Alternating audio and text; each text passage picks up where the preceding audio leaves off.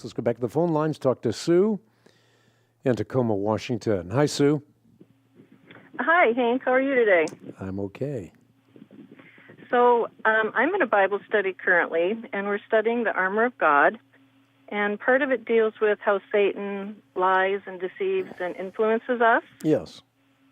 And my question is, as a sealed believer, what can Satan actually do to directly influence our thoughts? Well, first of all, our enemy is the world, the flesh, and the devil. And it is not our job to figure out where our temptation lies, whether it is a temptation that comes from the world, the flesh, or the devil. But as I've written in a book called The Covering, God's Plan to Protect You from Evil, Satan does, as it were, sit on our shoulder and whisper into our ear.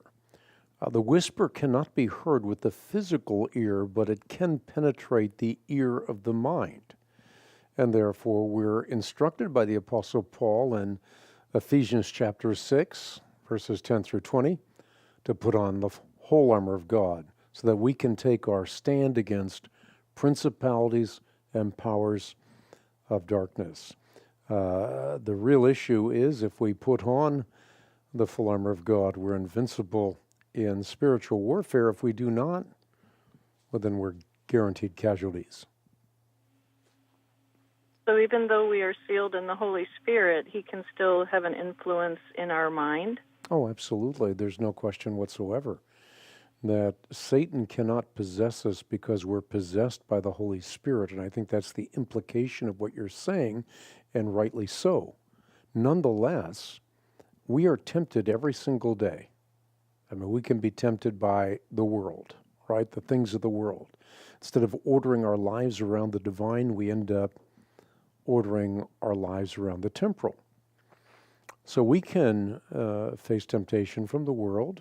We can face temptation from the flesh. Our stomach, for example, can become our God. Or we can have sexual temptations, all kinds of temptations. And in the same way, we have an enemy, the devil.